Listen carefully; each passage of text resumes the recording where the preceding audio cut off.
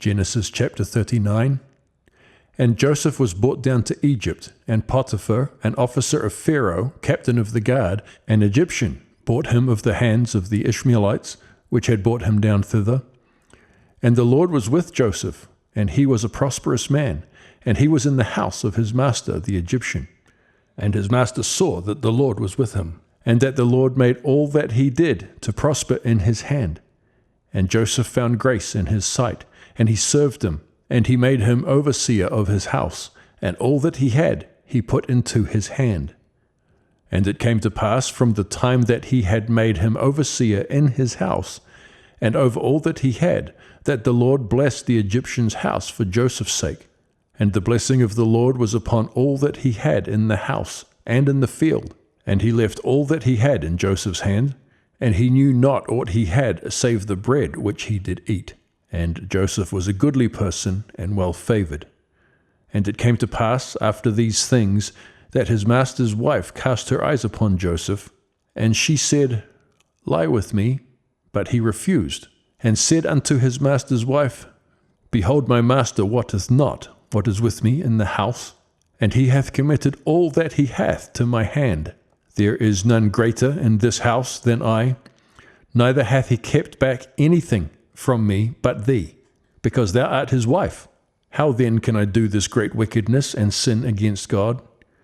And it came to pass, as she spake to Joseph day by day, that he hearkened not unto her, to lie by her, or to be with her. And it came to pass about this time that Joseph went into the house to do his business, and there was none of the men of the house there within. And she caught him by his garment, saying, Lie with me. And he left his garment in her hand, and fled, and got him out. And it came to pass, when she saw that he had left his garment in her hand, and was fled forth, that she called unto the men of her house, and spake unto them, saying, See, he hath brought in an Hebrew unto us to mock us. And he came in unto me to lie with me, and I cried with a loud voice.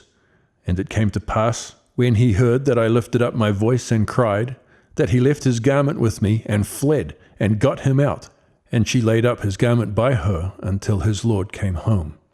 And she spake unto him according to these words, saying, The Hebrew servant, which thou hast brought unto us, came in unto me to mock me. And it came to pass, as I lifted up my voice and cried, that he left his garment with me, and fled out. And it came to pass, when his master heard the words of his wife, which she spake unto him, saying, After this manner did thy servant to me, that his wrath was kindled. And Joseph's master took him, and put him into the prison, a place where the king's prisoners were bound, and he was there in the prison. But the Lord was with Joseph, and shewed him mercy, and gave him favor in the sight of the keeper of the prison. And the keeper of the prison committed to Joseph's hand all the prisoners that were in the prison, and whatsoever they did there, he was the doer of it.